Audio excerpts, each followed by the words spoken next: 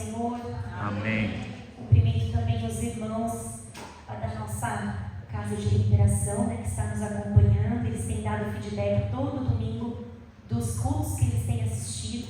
E isso nos motiva a continuar, né? Glória a Deus por isso. Hoje, como eu tinha dito para os irmãos, como passa rápido, hoje já é o terceiro dia. E hoje nós vamos falar sobre as promessas de Deus para a igreja dele. E eu convido você a abrir a sua Bíblia em Mateus, capítulo 16. Livro de Mateus, capítulo 16. Santo é o nome do Senhor. Agradeço os irmãos que estão em oração, em favor da minha família, em especial pelo meu tio. Provavelmente amanhã ou depois de amanhã ele terá o resultado dos exames. Nós estamos aguardando no Senhor.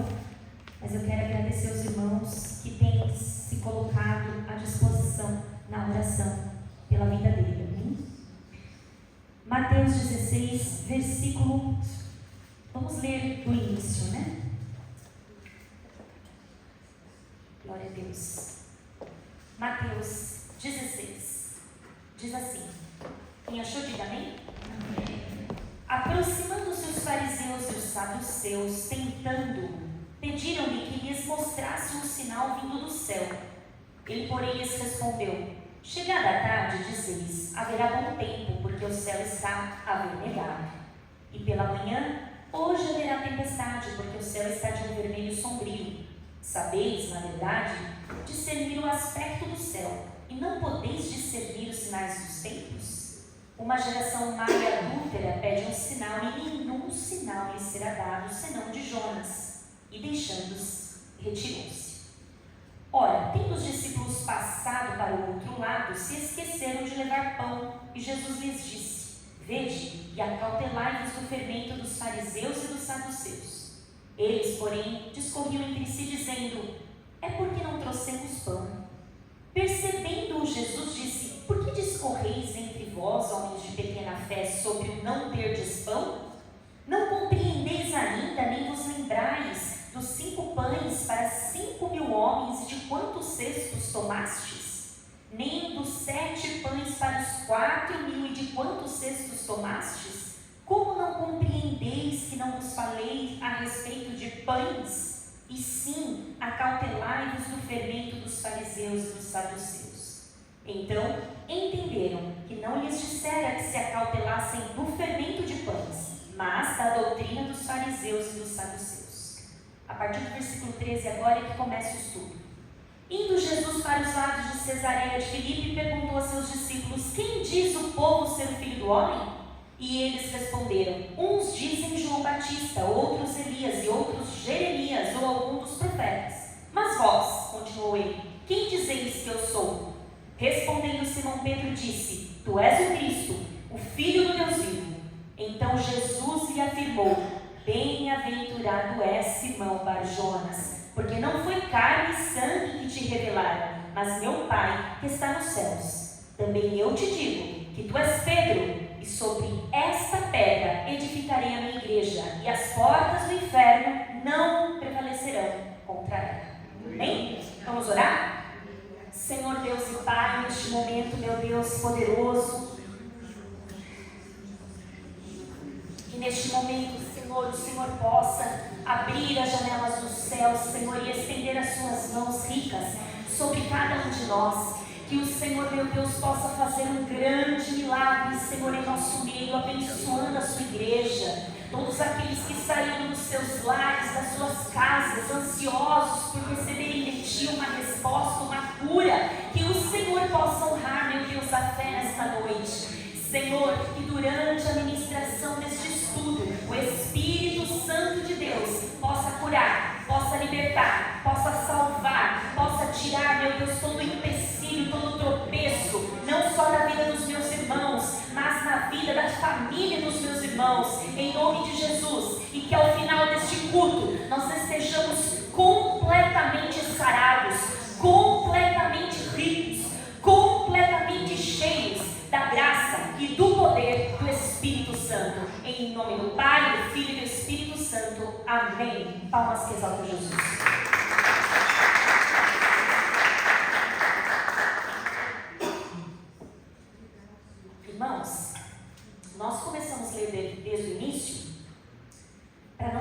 texto fora do contexto, né? Que vira um pretexto para a gente defender algo que não tem defesa. Então, nós encontramos aqui fariseus e saduceus tentando provocar aqui Jesus, tentando pedir a ele um sinal, e Jesus falando: eu não vou dar mais sinal, tudo que eu tinha para mostrar, eu mostrei. E Jesus repreende eles dizendo assim: quando vocês olham para o céu, vocês, a gente até se identifica, né? Porque isso se estende até para nós nos dias de hoje. Nós olhamos para o céu hoje, nós falamos assim: está com cara de chuva, está com cara de sol, vai fazer frio. Aquela geração fazia a mesma coisa. Olha, está avermelhado, vai dar sol. Olha, está sombrio, vai chover. Aí Jesus falou: interessante, vocês sabem discernir o tempo, as estações, mas vocês não sabem discernir o tempo do Senhor, o final dos tempos. E aí Jesus ele sempre respondia de forma que confundia a mente deles um pouco, né? E Jesus xinga essa geração de má, de adúltera, que pede um sinal. Ele fala de fermento. Depois de tudo que aconteceu, ele falando de fermento, os discípulos confundindo fermento com pão terreno.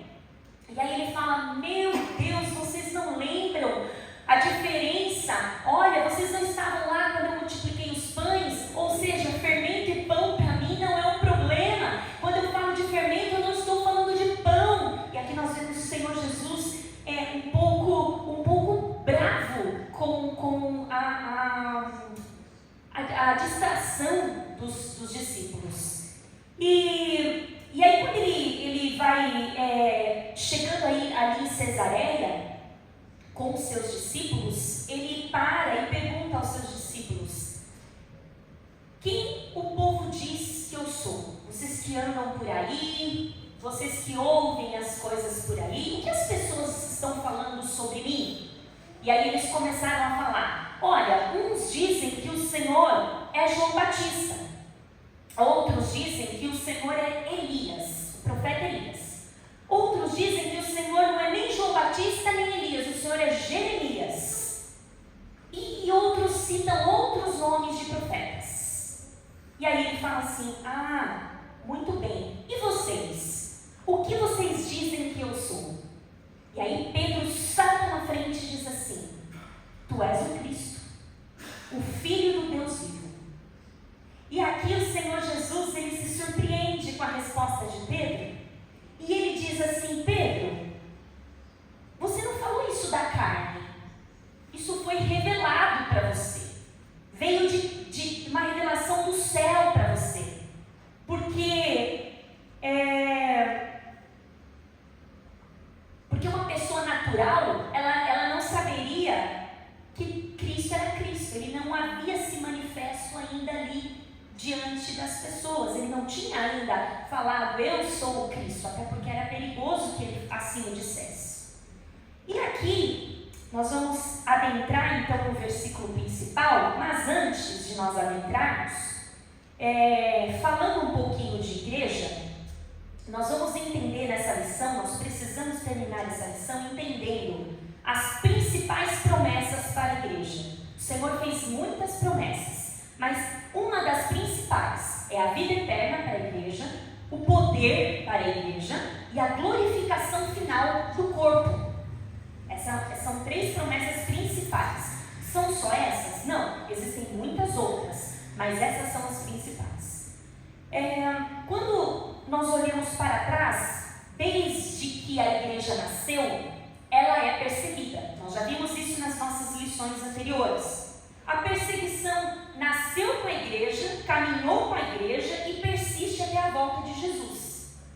E fatos históricos mostram que quanto mais a igreja foi perseguida, mais ela cresceu. Muito mais ela cresceu. E ela sempre esteve de pé, diante de acusações, de torturas, de morte. Ela sempre esteve de pé para cumprir a missão. Isso mostra que a promessa, que as portas do inferno não prevalecerão contra a igreja do Senhor, é real, né? Nós vamos chegar lá. E a gente entende então que é uma força sobrenatural. Só que nós não podemos esperar, nem nesse ano, nem no ano que vem, nem nos próximos anos, que a igreja como um todo seja aprovada pelo mundo. Ela seja engolida, digerida pelo mundo. Por quê? Porque a Bíblia diz que isso não vai acontecer. A igreja, ela sempre será odiada, ela sempre será rejeitada, ela sempre será perseguida, zombada. E se o Senhor Jesus certa vez falou assim: se o mundo vos odeia, é porque não conhece o amor do Pai. Então, vai existir sim a perseguição, continuará existindo. Mas a verdade absoluta é que ninguém pode tocar na igreja de Deus. Ninguém. E verdade absoluta também é que se tocar na igreja do Senhor, o Senhor não deixará sem punição. Isso é uma verdade absoluta que a igreja não pode esquecer. E quando a gente vê aqui, que é exatamente aqui a entrada do nosso versículo 18, também eu lhe digo que você é Pedro e sobre essa pedra edificarei a minha igreja. É a primeira vez no Evangelho que aparece a palavra igreja. Todos os outros evangelhos não vão citar igreja. Nós vamos ver o nome igreja nas cartas. Mas Mateus é o único evangelista que vai citar igreja, a palavra igreja. E aí quando, aqui nesse versículo 18, parece um versículo pequeno e simples. Mas quem é essa pedra? Quem é essa pedra? Olha só, vou ler de novo. Tu és Pedro.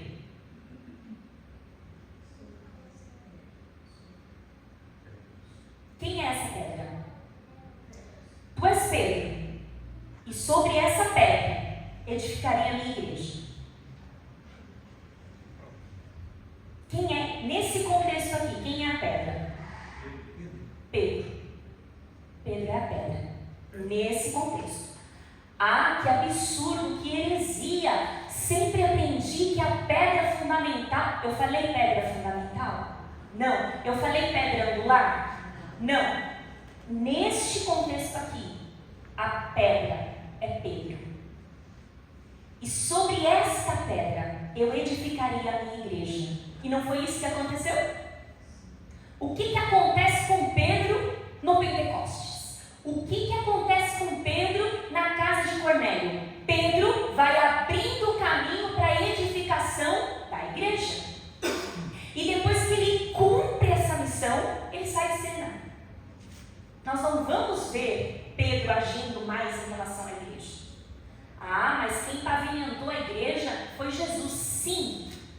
João Batista veio, fez o primeiro pavimento, vem Jesus e vem em seguida Pedro para ajudar na construção, na edificação. Arrumando aqui, não ajudar, completar, ser um construtor também, né, desse caminho. Mas para você não ficar em dúvida, quando a Bíblia chama Jesus de pedra, ela é bem clara. Lá em 1 Coríntios 3,11, nós não vamos sair daqui com dúvidas, tá? Lá em 1 Coríntios 3,11 diz assim: porque ninguém pode lançar outro fundamento além do que já está posto, o qual é Jesus Cristo. Ele é a nossa pedra. Atos 4, este Jesus, Lucas falando, este Jesus é a pedra que foi rejeitada por vocês, os construtores, a qual se tornou a pedra angular, e não a salvação em nenhum outro, porque abaixo do céu não existe outro nome dado entre os homens, pelo qual importa que sejamos salvos. Então, pelo que vimos nesses versículos aqui, a pedra aqui não é Pedro, a pedra aqui é Jesus. Afinal, não é a Pedro que a Bíblia chama de firme fundamento, de um cabeça, a pedra rejeitada, a pedra angular. Nós vamos saber o que significa tudo isso. Os apóstolos tiveram participação importante na construção da igreja, inclusive com Pedro. Mas o alicerce foi Jesus, certo? O alicerce foi Jesus. Então, Pedro, ele recebe essa palavra, que é até um jogo de palavras. Aqui tem uma briga teológica, não sei porquê, está simples aqui. Tu és Pedro, e sobre ti, sobre esta pedra, edificarei a minha igreja. Alguns teólogos dizem assim, e aqui não é para zombar, você vai escolher a sua versão. Alguns dizem assim, não, aqui é um jogo de palavras, porque em grego, Pedro é Petros, e pedra é Petra. Então quer dizer que nesse contexto, Pedro está fazendo a confissão de que a pedra é Jesus. Não sei, não é muito convincente. No aramaico é fragmento. Fragmento pequeno. Aí, quando Jesus fala aqui, ele está falando em aramaico. Aí o que os tradutores disseram? Então deve ser o seguinte: uma verdade grande, que é Jesus, saiu, que é a rocha, saiu da boca de alguém fraco, que é uma pedrinha. É um outro argumento. Então tem 13 argumentos. Minha opinião, prefiro ficar que neste contexto é Pedro. Mas vocês escolhem, ninguém vai ficar fora do céu por causa disso. Ninguém vai chegar lá porque você falou que é Pedro e não é Jesus, então você não vai entrar. Não, tá bom? Não sei porque os teólogos brigam sobre isso, né? Tá tudo bem, né? Se aqui é pedra, o importante é que não se confunda quem é a pedra fundamental, né? O próprio Pedro tirou essa percepção das pessoas quando nós vemos a sua carta em 1 Pedro. Nós vamos voltar lá no Mateus, tá? Fica aí, só que a gente precisa contextualizar. Pedro escreveu lá em 1 Pedro capítulo 2, versículo 4, assim, ó: cheguem-se a ele, a pedra viva. Ele quem? Jesus. Então, ou seja, Pedro nunca disse assim, ó, chegue-se a mim, eu sou a pedra. Não, ele entendeu o propósito dele naquele dia. Chegue-se a ele, a pedra viva, rejeitada sim pelos homens, mas para com Deus ela é eleita e preciosa.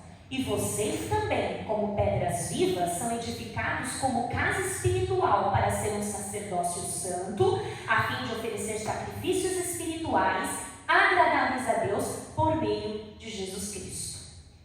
Aí, pulando para a geração eleita, no mesmo capítulo, vai falar assim: mas vocês são geração eleita, sacerdócio real, nação santa, povo escolhido de Deus para anunciar as grandezas daquele que os chamou das trevas para a sua maravilhosa luz. Ora, vocês que antes não eram povo, mas agora sois povo, que não haviam alcançado misericórdia, mas que agora alcançaram misericórdia. Então esse Cristo aqui é a pedra, o arquiteto desde o início. Quando fala desde o início, Paulo vai dizer assim: e beberam da mesma bebida espiritual, porque bebiam de uma pedra espiritual que os seguia, e a pedra era Cristo, desde o início. E aí, quando a gente para meditar na explicação de Pedro, quando ele fala assim, cheguem-se a ele, a pedra viva, ele está falando assim, ó, esse chegar não é chegar, saudar e partir. Esse chegar é se aproximar e ficar, permanecer, caminhar junto. Aí ele diz assim no versículo 5, pela fé, viva a mesma vida que está em Cristo, ou seja, a mesma vida que ressuscitou Cristo tem que estar em nós. Aí quando ele fala sacerdócio santo, vós sois sacerdócio santo, no Antigo Testamento, o povo possuía um sacerdócio, não é verdade? Os sacerdotes eram todos da tribo de Levi e todos ofereciam sacrifícios ali para aqueles sacerdotes, tinham seus pecados perdoados, mas aí Jesus veio e se tornou o supremo sacerdote, o sumo sacerdote. E aí ele fez uma coisa que para muitos não entendido, ele nos tornou sacerdotes também. Glória a Deus. E olha que coisa interessante, tudo isso é promessa para a igreja, tá? A gente vai voltar lá que as portas do inferno não prevalecerão contra ela, fica aí. Isso significa que quando Deus nos chama, vós sois sacerdócio real, Ele está dizendo assim, vós, você mesmo, pequenininho, humilde, que acha que a sua oração muitas vezes não está subindo, Ele está te chamando de sacerdócio real. O que isto significa? Que você tem o privilégio de entrar na presença de Deus quando e onde você quiser. E você não precisa de intermediário, você não precisa de mediador. Se você estiver na rua, você consegue entrar na presença de Deus. Se você estiver no trabalho, você consegue entrar na presença de Deus. Se você estiver na igreja, sim, você consegue entrar na presença de Deus. Por quê? Porque o Senhor deu este privilégio para você. Pedro está explicando isso. Ele está falando assim, está vendo o que a pedra viva faz? A pedra viva que edifica a igreja, torna a igreja sacerdócio real. E torna a igreja também nação santa. O que significa isso? Através de Cristo, nós somos um povo separado, escolhido para servir a Deus. Ele nos salvou dos nossos pecados e nos santificou. Ele nos santifica dia a dia, até que nós estejamos 100% completos. Aí Ele chama todos nós de povo escolhido, povo exclusivo. E aqui é muito bonito, porque quando Deus nos chama de povo exclusivo, Ele está dizendo que nós somos propriedade dEle. Ele nos tomou para Ele, Ele nos salvou do pecado. Ele nos vê como o bem mais precioso dEle. Quando Ele fala povo exclusivo meu, Ele não só não divide a glória dEle com ninguém, como Ele não está disposto a dividir o povo dEle. Não tem divisão. Ele também nos fala que nós somos embaixadores de Cristo. A Bíblia vai nos dizer. Isso quer dizer o quê? Nós somos representantes de Cristo aqui na terra. Representantes de Cristo no nosso trabalho. Em resumo, nós não conseguimos evoluir nem crescer se nós não estivermos nessa pedra viva. Pedro não nos dá esse crescimento, Cristo nos dá esse crescimento, Cristo nos dá essa evolução. É através de Cristo que nós somos salvos e é através de Cristo que nós desenvolvemos a nossa fé. Quando aquele pai tem aquele filho que tem ataques lá e ele se joga diante do fogo, diante da água, e aí os discípulos não conseguiram expulsar, não conseguiram curar, e quando o pai ele conta isso para Jesus, Jesus pergunta para ele, tens tu fé? E ele respondeu, Senhor, ajuda a minha fé. Por quê? Porque se ele não der, nem a fé nós temos. Nem a fé nós temos. E muitas vezes nós nos pegamos pedindo tantas coisas. E nós nos esquecemos de pedir fé. E nós nos esquecemos também que a salvação é pela fé. Se uma pessoa não acredita que ela é salva, ela precisa pedir ao Senhor, Senhor, me ajude a acreditar na minha salvação. Me ajude a ter a alegria da minha salvação. E aí, Pedro diz assim, ainda no capítulo 2, versículo 7. Para vocês que creem, ainda falando da pedra, ele é precioso.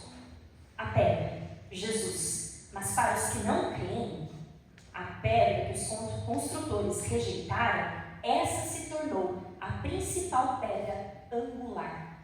E uma pedra de tropeço e rocha de escândalo para os que não creem. Eles tropeçam na palavra, sendo desobedientes àquilo para o que também foram destinados.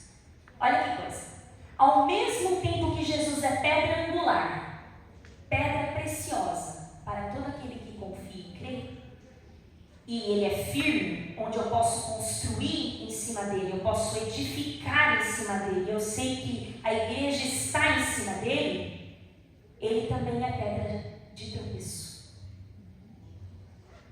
Para quem não crê. Por quê? Por que Jesus é também chamado pedra de tropeço para os que não creem, para os que rejeitaram? Por que ele é chamado de rocha de escândalo para todo aquele que o rejeita? Porque, pode falar. Porque ele ofende. É a pedra que ofende. É a pedra que você não consegue passar por ela sem ser moldado. moldado. Ela é angular, você passa por ela e você é moldado. Ela é fundamental, ela molda, ela constrói. Quem rejeita está construindo sim o seu edifício, mas está construindo para a destruição. Mas quem confia, constrói firme. A pedra angular que produz a fé é a mesma pedra de escândalo que esmaga quem rejeita. Entende por que a Bíblia assim insiste em falar dessa pedra? Cada crente que se arrepende, cada pessoa que se arrepende se torna crente, como uma frase, se torna então um componente, uma pedrinha no edifício. É uma pedrinha do grande santuário do Senhor. Em Efésios 2, 20 e 21, está escrito assim: edificados sobre o fundamento dos apóstolos e dos profetas, tendo Jesus Cristo como a pedra principal angular, no qual todo o edifício bem ajustado cresce para o santuário dedicado ao Senhor. Então, nós estamos nesse fundamento. Toda vez que uma pessoa se agrega ao corpo do Senhor, ela vira aí uma pedrinha na pedra angular, na pedra fundamental, e ela fica firme. Ela é provada pelo ouro, ela é provada no ouro, prata, fogo, bronze, todas as joias raras, ela permanece ali intacta. Paulo menciona que as obras de quem está com Cristo ali, elas são permanentes, mas as obras de quem não está firmado em Cristo, elas são de feno e palha, ou seja, que o fogo consome. Então olha a importância de nós estarmos sendo essa igreja. Sobre ti, Pedro, edificarei a minha igreja. E Deus tem toda a paciência para construir esse edifício. Pedro ainda vai dizer assim, o Senhor não demora na promessa, como alguns a têm por demorar, mas Ele é paciente para convosco, não querendo que ninguém pereça, senão que todos cheguem ao arrependimento. Então, muitas vezes nós encontramos crentes, e nós mesmos já falamos, por que Jesus está demorando tanto? Maranata, venha logo, não estou aguentando. E nós estamos muitas vezes pensando somente em nós, porque tem muita gente ainda, da nossa própria família, que precisa ter um encontro com o Senhor. Então o Senhor está falando, olha, ainda que você pense que eu demoro, que eu esqueço, a minha promessa não caiu por terra. Eu não quero que ninguém se perca, mas que todos cheguem ao arrependimento. E aí, voltando lá em Mateus, versículo, deu para entender a pedra angular? Então vamos lá. Tu és Pedro, e sobre ti edificarei sobre essa pedra edificarei a minha igreja, e as portas do inferno não prevalecerão. Edificarei a minha igreja. Por causa do sacrifício de Jesus, hoje nós somos a sua igreja, Nós somos a sua noiva, nós fazemos parte do corpo do Senhor. Está incorreta a frase, a igreja somos nós. Tá bom? Então não existe isso. Nós somos o templo do Espírito Santo. Nós não somos igreja. Tá certo? A igreja somos nós?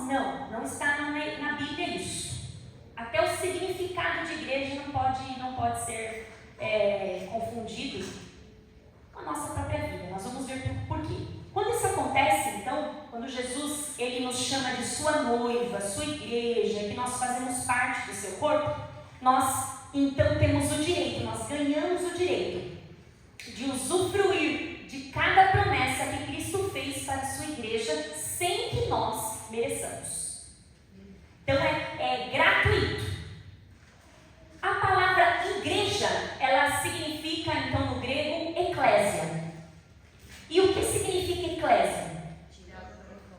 Tirado para fora, reunião de pessoas, agrupamento, congregação, multidão, povo reunido. Então, é certo falar, eu sou igreja? Não. Esse é o primeiro motivo.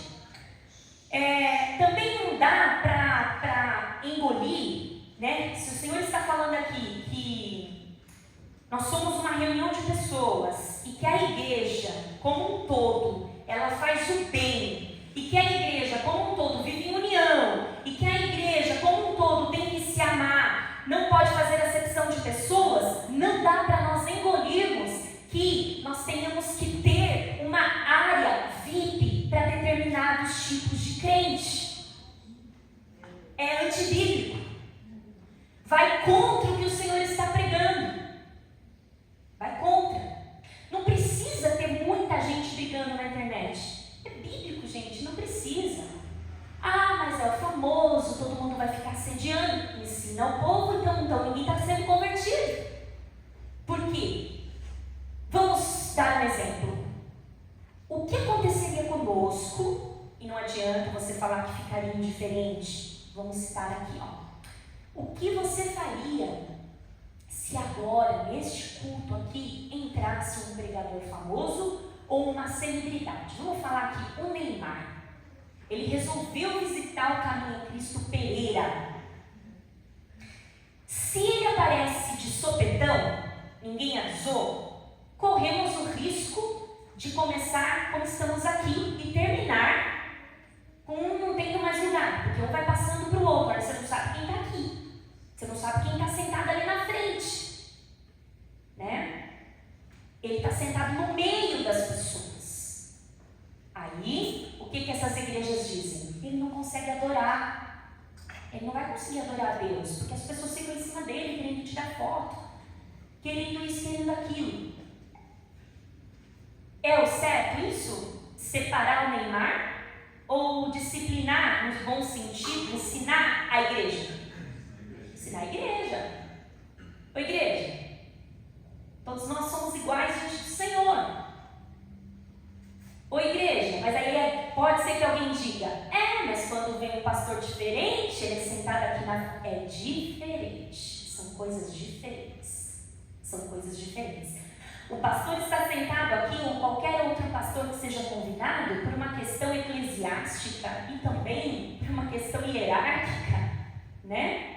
Mas ele está adorando no mesmo ambiente que nós, certo? Ele está sentado aqui no mesmo ambiente que nós, mas essa área VIP é uma área VIP mesmo, é uma igreja à parte da igreja normal. Então nós vemos que não é bíblico, não existe, porque é dentro da igreja que Deus fala que é dentro da igreja que toda divisão humana tem que ser vencida. Então como é que dentro da igreja a própria igreja divide? Não dá, né? Então o Senhor ele fala claramente aqui, a gente não quer entender, né? Muitas pessoas não querem entender. Um dado importante que eu encontrei. Em 2015, o Brasil tinha pelo menos 20 mil igrejas evangélicas. 20 mil igrejas evangélicas em 2015. Em 2022, esse número aumentou para 109 mil igrejas evangélicas. Isso significa mais ou menos, em média, 17 igrejas sendo abertas por dia. Por um lado, nós podemos nos alegrar. Glória a Deus, que maravilha, é melhor abrir uma igreja do que um? Ok, esse é o discurso. Por outro lado, nós devemos entender que o crescimento de igreja nem sempre é o resultado de salvação de alma. Nem sempre. As motivações de quem abre a igreja dependem muito. Sabemos que há muitas igrejas pregando para crentes, trazendo crente de outra igreja, pescando crente de outra igreja, saindo brigado da sua antiga congregação, e aí ele fala assim: saí brigado, não me adapto a mais nenhuma, tive uma ideia, vou abrir uma igreja. E aí ele se enche, não é que ele pediu a Deus, ele se enche de autoridade e abre uma porta. Então isso não é crescimento, não é o crescimento que a Bíblia fala, não é. Vai ter mais um lugarzinho ali, ok, mas não é o que a Bíblia fala. Eu estava vendo que há igrejas que, para terem uma mídia cheia de conteúdos, o pastor dessa igreja, o que ele faz? Ele não tem novos entrantes, ele não tem novos convertidos. Então o que ele fala? para mostrar que está tendo um suposto movimento de avivamento, ele conversa com alguns membros para simular um batismo, para que todos possam ver que houve batismo naquela igreja, mas já são crentes batizados, já eram batizados. Olha que nível que nós estamos. Só para mostrar que teve um grande crescimento e salvação de almas. Mas não é essa igreja que o Senhor está falando. Então, quando a gente vê as pessoas falando assim, as portas do inferno não prevalecerão contra a igreja do Senhor, falaste certo, é contra a igreja do Senhor. Toda outra igreja que não tem como centro a palavra de Deus, a oração e a adoração genuína, não é a igreja do Senhor. Nossa, que duro. Não é a igreja do Senhor. Então, quando a gente pensa assim, tem poucas igrejas. Não é verdade? Quando a gente começa a passar o filtro, aí a gente fala, tem poucas. Que pregam, que são sérias, que oram. São poucas. E aí, as portas do inferno não prevalecerão contra ela. O que quer dizer? Hades, inferno, é o lugar de punição, de sofrimento e morte. Esse versículo aqui quer dizer o seguinte, olha o poder que o Senhor está nos dando, é promessa, que nem mesmo a morte, que é uma arma utilizada por Satanás para ferir todos, nem mesmo a morte tem o poder de destruir ou deter a igreja do Senhor. Todos aqueles que pertencem à igreja de Cristo, eles devem ser reconhecidos no mundo, tem que ser reconhecido. Então, por isso, nós somos chamados aí de crentes. O que quer dizer crente? Você é crente? Eu sou. Crente até o diabo é. É verdade mesmo, o Tiago disse isso. O que é crente? Como? Tem uma fé, né? Eu sou crente. Eu sou crente do quê? Eu sou crente do Senhor. Eu tenho uma fé genuína no Senhor, Filho de Deus. Somos chamados de santos e eleitos. Não com zombaria, santos e eleitos, até pela Bíblia mesmo. Significa então, é verdade? Então quer dizer que na sua igreja só tem santos? Não! Eu quero dizer que na nossa igreja, a igreja do Senhor é uma igreja escolhida, onde as pessoas entram e são santificadas. Então não é que nós somos santos. Nós chegamos aqui cheios de carrapichos, cheio de bichinhos, cheio de sujeira, enlameados. E dia a dia o Espírito Santo vem e vai nos limpando, vai tirando toda a sujeira, vai nos purificando, nos assemelhando a Cristo. Dia a dia, um processo.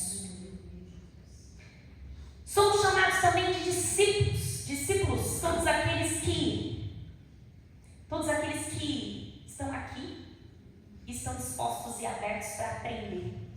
E aí esse discípulo chega à conclusão que quanto mais ele aprende, mais ele não sabe. Porque é uma fonte, Jesus é fonte inesgotável.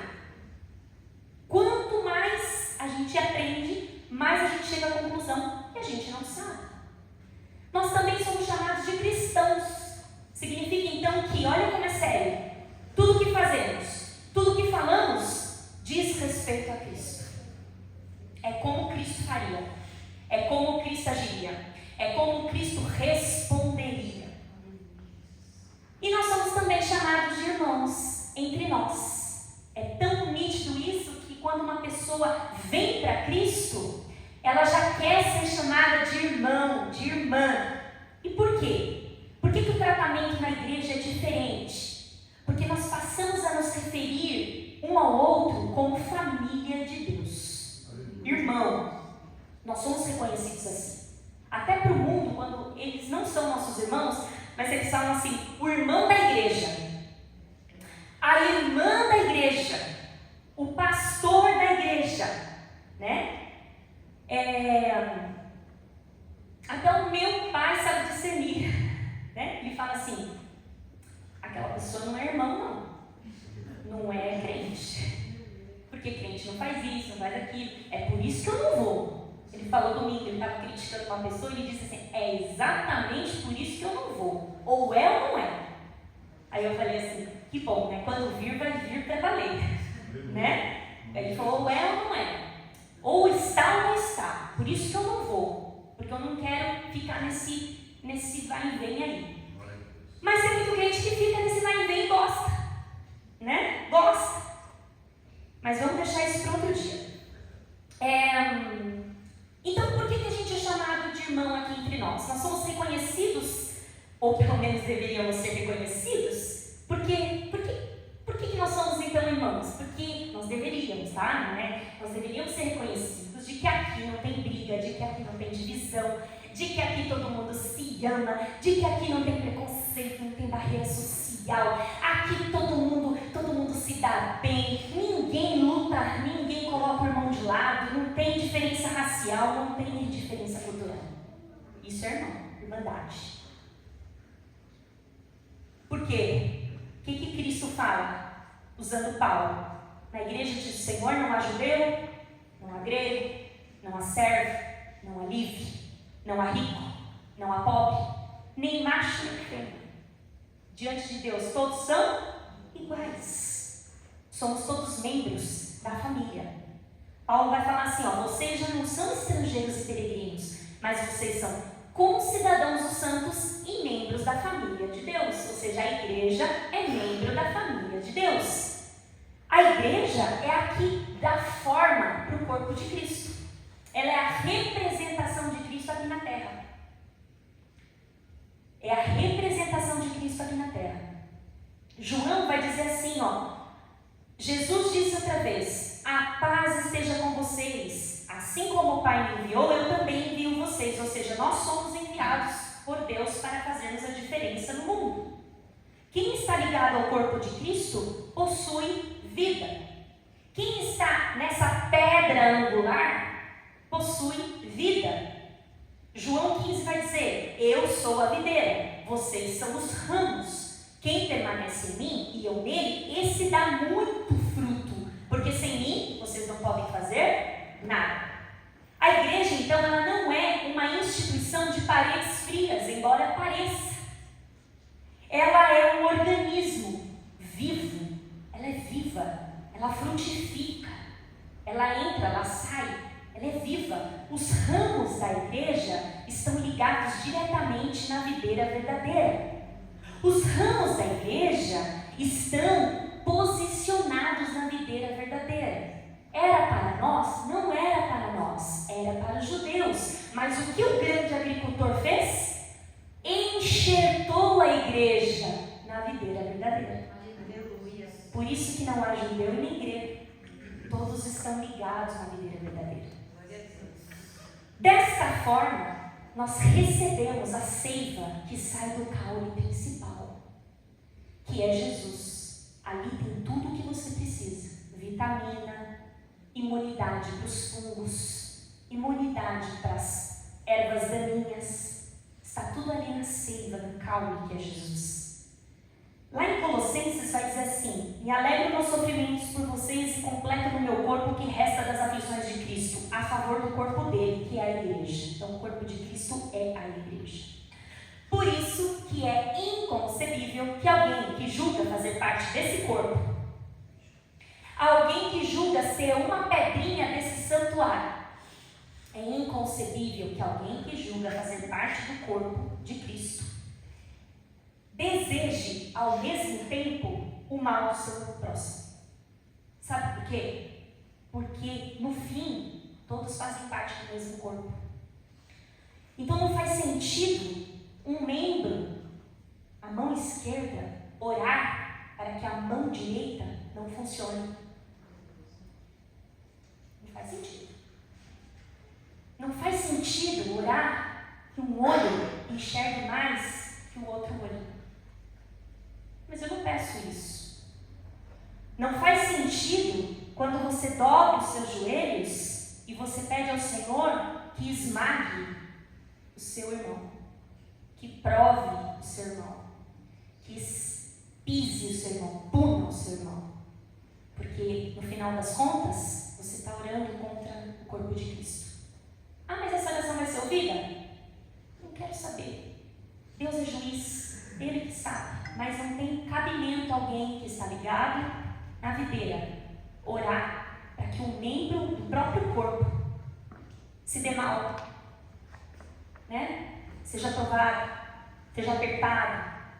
Eu conheci um irmão de um outro ministério que ele falou isso no púlpito. Ele falou assim, como se fosse algo bonito. Ele falou assim: minha esposa estava afastada do Senhor. Nossa, eu era adolescente quando ele pregou isso. A minha esposa estava afastada do Senhor e eu comecei a orar. Aperta ela, Jesus. Aperta ela, Jesus. Certa noite ela levantou e falou: eu tô sem ar, tô morrendo. Aí ele falou no púlpito: eu não socorri, eu continuo apertando, Jesus. Eu falei: meu Deus! Meu Deus! Aí é mais grave. Por que é mais grave? É um corpo só, né? É um corpo só. Como que você pode desejar isso, né? Como que você pode desejar isso para você mesmo? Porque a partir do momento que você casa é um só, né? Se um adoece, outro adoece. Se um está fraco, o outro se compadece. Deveria ser assim. Se compadece, ora, ajuda, levanta. Masoquista. E ele pregou isso e a igreja: glória a Deus! Eu falei: Senhor, quem é esse Deus, né? Será que ninguém teve um encontro ainda com esse Deus? Enfim, Deus habita na igreja. Se Deus habita na igreja, tem paciência, tem amor, tem compaixão, tem misericórdia, tem correção. Mas é correção com amor, é disciplina com amor, né? Eu consigo falar as mesmas coisas sem gritar, né? Eu consigo pedir as mesmas coisas sem gritar. E existe uma diferença muito grande nisso. E o Espírito Santo habita em cada corpo de crente aqui. Paulo diz: vocês são o santuário do Espírito Santo. O corpo de um crente pertence a Deus, viu? Então, se pertence a Deus, é um membro de Cristo e se torna templo. O que é templo? Não é um lugar que o Espírito Santo aluga. Não, o Espírito Santo mora, ele habita. Por isso que todo pecado que o crente ele faz contra o seu próprio corpo, ele comete contra o santuário de Deus. Então, o que é pecar contra o próprio corpo? O que é pecar contra o próprio corpo? Dá um exemplo só, não é possível. Posição, sexismo, talvez. Fornicação, os primeiros: adultério, fornicação, gula, falta de cuidado contra o próprio corpo, hábitos ruins. Isso é cometer pecado contra o santuário do Senhor. Nós brincamos com isso? Brincamos. Quando o assunto não é adultério e é fornicação, aí a gente brinca. O que a gente fala? Crente não bebe, mas come que é uma bênção. Isso pode ser uma brincadeira? Pode. Até um certo limite. Nós também temos que cuidar dessa parte. Nós somos templo do Espírito Santo. Mas que chato, né? Não pode nada? Claro que pode. Eu não estou falando nada que não pode. Eu estou falando que tudo tem um limite. Então, Deus ele nos chamou como igreja para impactar o mundo. E Deus usa crentes para impactar o ambiente em que ele pisa. Deus usa as pessoas. Em 1 Pedro tem um versículo muito interessante. Está no capítulo 5, diz assim, aos presbíteros que estão entre vocês, eu, que sou presbítero como eles, quem está falando aqui? Pedro. Testemunha dos sofrimentos de Cristo e ainda coparticipante da glória que há de ser revelada, faço esse apelo. Que apelo que Pedro está fazendo aqui? Pastoreiem o rebanho de Deus que está aos seus cuidados, olhando por ele, não por obrigação, mas espontaneamente como Deus quer. Não façam isso por ganância, mas de boa vontade. Não ajam como dominadores dos que lhe foram confiados, mas como exemplos para o rebanho. E quando o Supremo Pastor se manifestar, vocês receberão a coroa da glória que nunca perde o seu brilho. O que quer dizer isso? Deus, ele não deixa a sua igreja sozinha aqui na terra. Então ele prepara pessoas maduras que vão aconselhar pessoas. Por isso que crente aconselha crente. Deve ser assim. Crente não se aconselha com pessoas do mundo. Certo? Crente não pode buscar conselho com pessoas do mundo. Ah, Carol, mas muitas vezes os das trevas são mais prudentes que os da luz. Então, vigia bem quando você for buscar conselho. Vigia bem quando essas coisas se entrelaçarem, fé e aconselhamento. Porque Deus separa pessoas certas para isso. Deus separa pessoas certas para isso. Quando Pedro escreveu essa carta, a igreja já estava passando por perseguições. Ele se coloca aqui como presbítero também. Então ele fala aqui os presbíteros, eu faço esse apelo. Pastoreiem a igreja. Então o Senhor não deixou a igreja sozinha. Também é um cuidado do Senhor. Pastoreiem a igreja. Então a igreja tem um pastor. A igreja tem um cuidado. A igreja tem um administrador, não no sentido de empresa, mas alguém que zela pela alma da igreja. E aqui o nome presbítero pode ser chamado aqui de pastor? Pode, mas aqui o mais importante é que o nome presbítero denota, traz, mostra, quer dizer alguém com uma maturidade espiritual maior que a minha. Uma maturidade espiritual maior. Eles são responsáveis por alimentar, por cuidar, tanto que Pedro fazia parte dessa missão.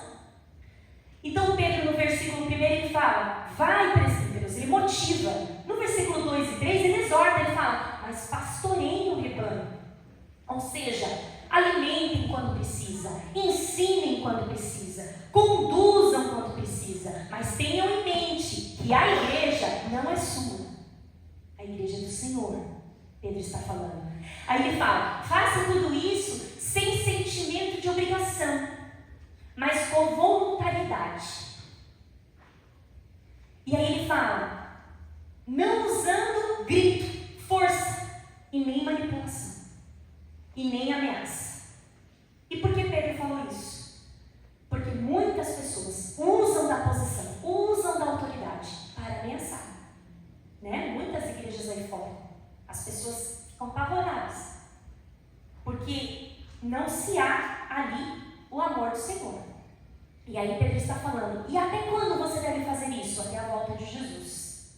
Que ele, o supremo pastor, entregará a coroa de glória na cabeça de cada um. É uma promessa para a igreja. E aí, olha que interessante. Nós precisamos desenvolver entre nós, como igreja, cada dia mais, o hábito de aconselhar, né? Mas é assim, né, irmãos? A pessoa nem pediu e você está lá. Oi, eu queria aconselhar a sua vida. Não é assim, né? Não é assim. A pessoa precisa pedir. O que acontece no nosso meio? O que eu já vivi na minha caminhada?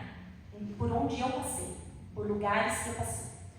Quando eu fui atrás de aconselhamento, por N questões, por dúvidas, a resposta que eu tinha era assim, você sabe, seu coração, sua consciência com Deus. Nunca alguém teve o tempo de sentar e falar, olha, é assim, assim, assim, né? Aconselhamento não é você falar assim, ó, faça assim. Aconselhamento é você falar, ó, tem o A e tem o B. O A te leva para cá, o B te leva para lá. A escolha é sua. Isso é aconselhar, sem manipular. O que acontecia era a manipulação mesmo. Eu faço assim, ele faz assim, vai para o inferno e amém. E aí você ia olhar na Bíblia e não era nada daquilo. Então se a pessoa não está na rocha, ela cai, vai embora, nunca mais volta. Então nós precisamos olhar para esse lado e falar, eu sou um bom conselheiro? Se eu não sou, nem vem pedir conselho para mim, não cuide da minha vida. Mas Deus, Ele quer que você se posicione. Deus quer que você fale sobre as suas fraquezas também, sobre as suas vulnerabilidades. Às vezes nós olhamos uma pessoa aqui na frente, nós achamos que essa pessoa não passa luta, que essa pessoa não chora, que essa pessoa não tem um dia de depressão, que essa pessoa nunca teve pânico na vida, nunca teve ansiedade. E aí quando essa pessoa ela se desmonta dessa máscara e fala assim, não foi sei o que você está passando, porque eu também passei. Ou eu passo por isso. Ô, irmãos, não tem coisa melhor na vida de quem está escutando. Por exemplo, uma pessoa recém-convertida, ela ainda está lutando com os pecados. Ela acha que aquilo vai ser para sempre, que ela vai morrer lutando ali e ela vai perder a batalha. Quando chega um cliente maduro e fala para ela assim, calma, a tentação vai vir, o desejo vai vir, mas você não atende. Ah, então não é pecado o teu desejo? Então não é pecado eu ter esse pensamento? Não, você não quer esse pensamento. Mas sabe que nem tem que ter alguém. Isso se chama discipulado. Andar junto, caminhar junto. Amém, irmãos? Amém. Se você está aqui no culto de terça, é porque Deus de alguma forma está te preparando para o aconselhamento. De alguma forma. De alguma forma Deus está te preparando para aconselhar. Porque não podemos entrar no aconselhamento sem conhecer a palavra. Aconselhar não é eu acho, eu penso, na minha vida foi assim, na vida da minha avó também. Não. Aconselhar é, Salmos diz assim, lá em Jó está escrito assim, lá em Coríntios, Paulo falou assado. Isso é aconselhamento. Amém? Amém. A igreja também é chamada de noiva e filha. Paulo fala que Deus tem zelo pela igreja. Paulo fala, eu tenho zelo por vocês. Eu tenho preparado a igreja como uma virgem pura para o esposo. Um só esposo, Paulo fala. E é tão bonito porque Paulo retrata a igreja como uma filha mesmo. Uma filha que está sendo preservada, guardada para ser entregue para o noivo, que é Jesus. Então ele está falando que a igreja, eu cuido de vocês com zelo, porque eu quero entregar uma igreja virgem, pura, imaculada para o noivo. Glória a Deus. E por fim, concluindo as promessas do Senhor, eu falei para vocês sobre a vida eterna. É o versículo que todos nós conhecemos, porque Deus amou o mundo de tal maneira que deu seu Filho unigênito. Não aceito isso. Crente maduro tem que saber João 3,16. Vamos lá, sem olhar. 1, 2, 3. Porque Deus amou o mundo de tal maneira que deu seu Filho unigênito para o ele mas tem a vida eterna. Amém.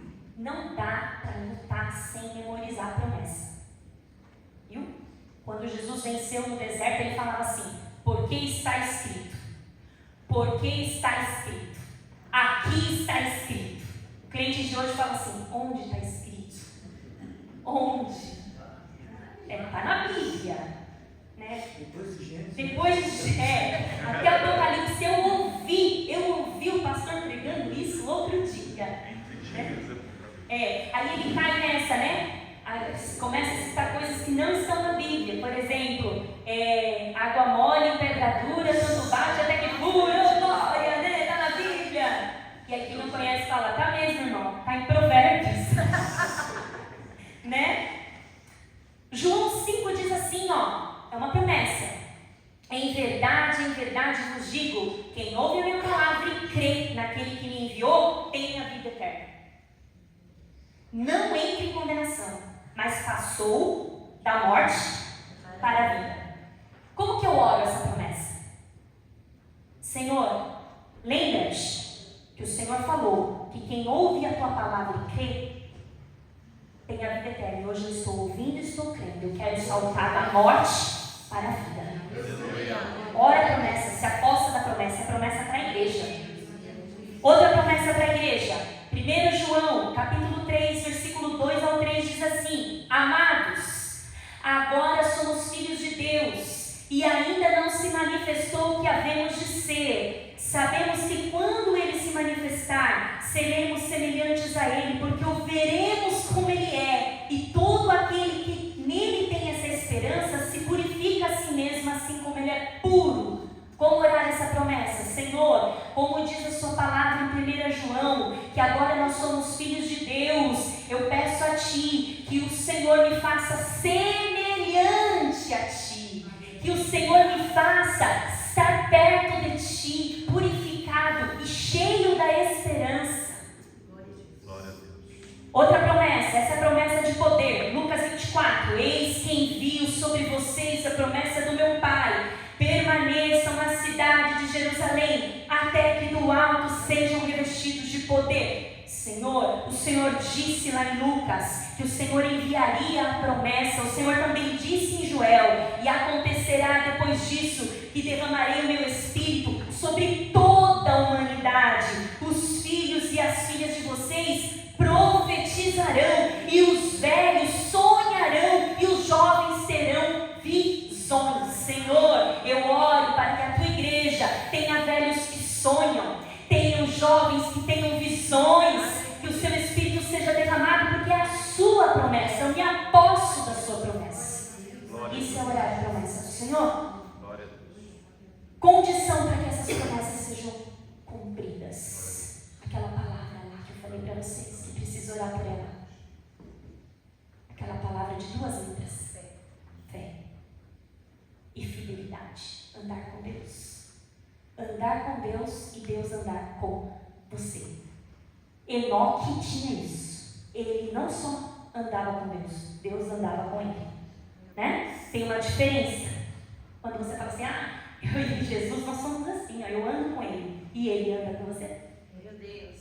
Ele entra onde você entra, ele senta onde você entra, ele fica onde você fica, ele fala o que você fala, ele come o que você come, ele bebe o que você bebe.